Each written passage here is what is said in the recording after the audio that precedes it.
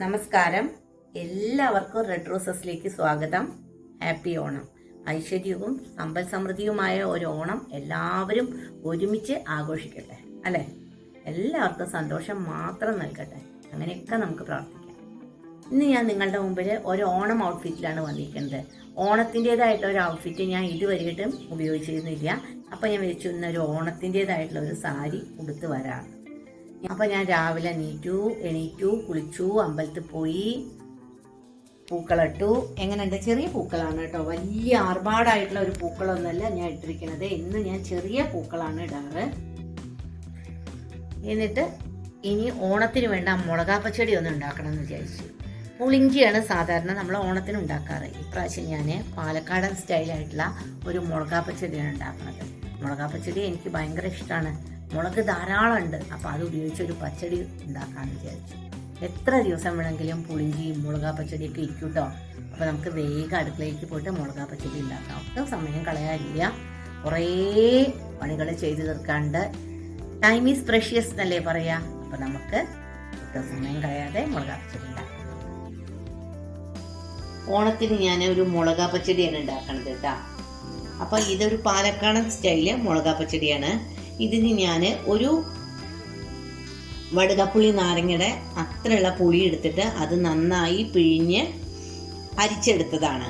അത് പിന്നെ കാണിക്കേണ്ട ആവശ്യമില്ല, എല്ലാവർക്കും അറിയാമല്ലോ. അതിന് വേണ്ടി ഞാൻ ഇത്ര മുളക് ഇവിടെ എടുക്കുന്നുണ്ട്. ഇങ്ങനെയുള്ള മുളക് തന്നെ എടുക്കുക നല്ലത് കേട്ടോ. പിന്നെ വേണ്ട ഇൻഗ്രീഡിയൻസ് ഞാൻ പറഞ്ഞുതരാം. പിന്നെ വേണ്ട ഇൻഗ്രീഡിയൻസ് ശർക്കര, അത് ആവശ്യത്തിന് കേട്ടോ. മധുരം ഓരോരുത്തർക്ക് അവരവരുടെ ആവശ്യത്തിനുള്ള മധുരം.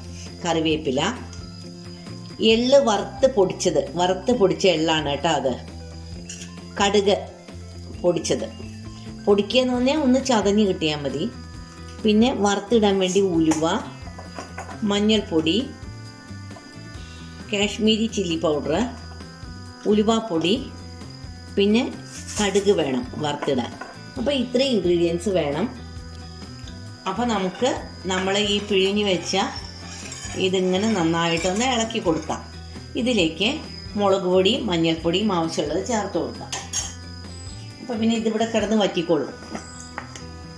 പിന്നെ വേണ്ട ഒരു സാധനമാണ് ഉപ്പ് കേട്ടോ. ഇതിലേക്ക് ഇത്ര മഞ്ഞൾപ്പൊടി ഇട്ട് കൊടുക്കാം. പുളിവെള്ളം നല്ല ക്വാണ്ടിറ്റി ഉള്ള കാരണം ഇത്ര മഞ്ഞൾപ്പൊടി വേണം കേട്ടോ. ഇതിലേക്ക് നമുക്ക് മുളക് പൊടി ഇട്ട് കൊടുക്കാം. ഒരു 1.5 സ്പൂൺ മുളക് പൊടി മതി. കാരണം എന്താ വെച്ചാൽ നമ്മളുടെ മുളക് നല്ല എരിവുള്ള മുളകാണ്. അപ്പോൾ മുളക് പൊടി ഇത്രേ ആവശ്യമുള്ളൂ. ഇതിലേക്ക് നമുക്ക് ആവശ്യത്തിന് ഉപ്പ് ഇട്ട് കൊടുക്കാം. ഉപ്പ് എത്ര വേണമെന്ന് അറിയില്ല. ഇപ്പം നമുക്ക് കുറച്ചിട്ട് കൊടുക്കാം, വല്ലാതെ കൂടണ്ട. ഈ മുളകാ പച്ചടി എത്ര ദിവസം വേണമെങ്കിലും ഇരിക്കും. പുറത്ത് വെച്ചാലും കേടുവരില്ല, ഫ്രിഡ്ജിൽ വെച്ചാലും കേടുവരില്ല. അതാണ് ഇതിൻ്റെ ഒരു പ്രത്യേകത. ഇനി നമുക്കിത് ഒന്നാണ്ട് ഇളക്കി കൊടുക്കാം കേട്ടോ.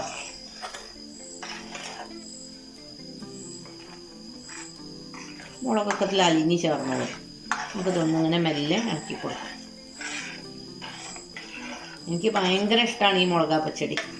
പുളിഞ്ചി ഇഷ്ടമാണ് കേട്ടോ. ഇതിൽ ഇഞ്ചി ചേർക്കണില്ല, പുളിഞ്ചിയിൽ ഇഞ്ചി ചേർക്കണു, പിന്നെ എള്ള് ചേർക്കണില്ല. അതൊക്കെയാണ് വ്യത്യാസങ്ങൾ. പല ആൾക്കാരും പല സ്റ്റൈലിൽ മുളകാ പച്ചടി വെക്കും. ചില ആളുകൾ മുളകാ പച്ചടി വെക്കുമ്പോൾ ഉഴുന്ന് പൊടിച്ച് ചേർക്കും. പക്ഷേ ഞാൻ അങ്ങനെ ചെയ്യണില്ല കേട്ടോ. എൻ്റെ അമ്മയൊക്കെ ഇങ്ങനെയാണ് വെക്കാറ്. അപ്പോൾ നമുക്ക് ഈ അടുപ്പൊന്ന് കത്തിക്കാം. ഇതിൽ നമുക്കൊരു പാൻ വെച്ച് കൊടുക്കാം. ഇതിൻ്റെ വെള്ളം ഒന്ന് വറ്റിക്കഴിഞ്ഞാൽ നമുക്ക് ഈ മുളക് ഒന്ന് വെളിച്ചെണ്ണയിൽ വറുത്തെടുക്കണം കേട്ടോ. ഈ മുളക് കണ്ടോ, ഞാൻ ഇങ്ങനെ നടു കീറിയിട്ടുണ്ട്. അങ്ങനെ എല്ലാ മുളകും ഇങ്ങനെ നടു കീറുകയാണ് ചെയ്യേണ്ടത് മുളകാ പച്ചടിക്ക്. അപ്പോൾ അതിലത്തെ വെള്ളം വറ്റി നമുക്ക് കുറച്ച് വെളിച്ചെണ്ണ ഒഴിച്ചു കൊടുക്കാം. അപ്പോൾ ഈ പാനിലേക്ക് നമുക്ക് കുറച്ച് വെളിച്ചെണ്ണ ഒഴിച്ചു കൊടുക്കാം കേട്ടോ. ഇത്ര വെളിച്ചെണ്ണ ഒഴിച്ചാൽ മതി.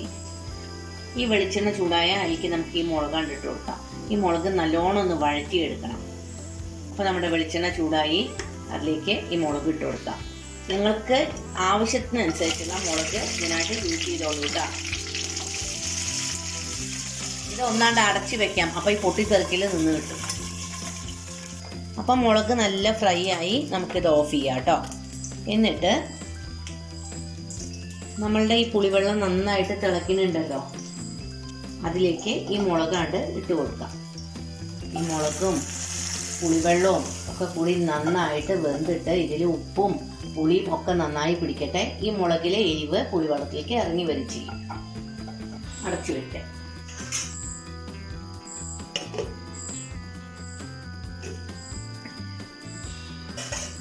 ഇതെല്ലാം കൂടി നന്നായിട്ട് തിളച്ച് നല്ല തിക്ക് ഗ്രേവി ആവണം കേട്ടോ.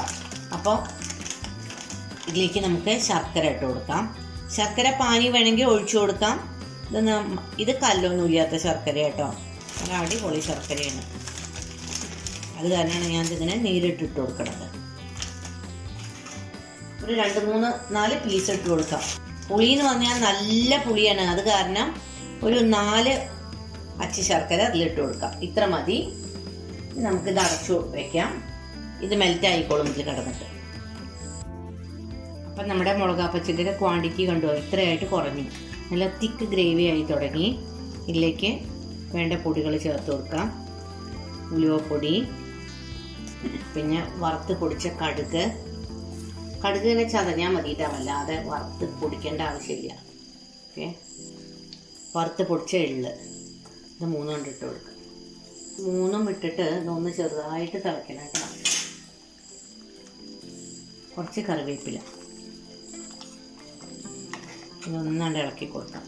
ഇതും കൂടി ആയത് നല്ല തിക്കാവും. ഇതിനി ഒന്ന് ചെറുതായിട്ടൊന്ന് തിളച്ചിട്ട് നമുക്ക് മാറ്റി വെച്ചിട്ട് ഇത് വറുത്തിടാം. പണ്ട് നമ്മളിതൊക്കെ ഉണ്ടാക്കുക അടുപ്പത്താണ് കേട്ടോ. അപ്പം ആ കണലിൽ കിടന്ന് ഇങ്ങനെ എരിഞ്ഞ് ഇതിങ്ങനെ നല്ല തിക്കായി മാറും. അതിനൊരു പ്രത്യേക ടേസ്റ്റാണ്. ഇപ്പം അടുപ്പൊന്ന് മാറാ കാണുന്നത് അല്ലേ. ഇനി നമുക്ക് ഇത് വാങ്ങി വെച്ചിട്ടൊന്ന് വറുത്തിടാം കേട്ടോ. അങ്ങനെ കുറച്ച് വെളിച്ചെണ്ണ ഒഴിച്ചു കൊടുക്കാം. കുറച്ച് വെളിച്ചെണ്ണ മതി. ആ മുളകൊക്കെ വറുത്തതിൽ അത്യാവശ്യം വെളിച്ചെണ്ണ ഉണ്ട്. വെളിച്ചെണ്ണ ചൂടായാൽ നമുക്ക് ഈ ഉണക്കമുളക് ഉണ്ടാക്കിയിട്ട് കൊടുക്കാം.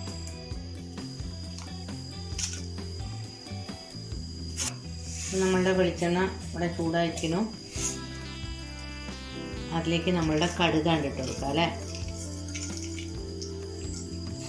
കടുക് ഒന്ന് പൊട്ടുമ്പോഴേക്കും ഉലുവ ഇട്ട് കൊടുക്കാം. കടുക് പൊട്ടുണ്ട് ഉലുവ ഇട്ട് കൊടുക്കാം കേട്ടോ. അപ്പം ഈ കറിവേപ്പില ഇട്ട് കൊടുക്കാം. അടച്ചു വെക്കാം. അപ്പോൾ നമുക്കിതൊന്ന് ഇട്ട് നോക്കാം. ഇത് ഇവിടെ ഏതാണ്ട് റെഡിയായി. ഇതിലേക്ക് നമ്മൾ വറവിട്ടു. ഇനി നമുക്ക് ഇത് തണുത്തതിന് ശേഷം ഒരു ഭരണിയിലാക്കി വെക്കാം. അപ്പോൾ നമ്മുടെ മുളകാപ്പച്ചടി ഇവിടെ റെഡിയായി.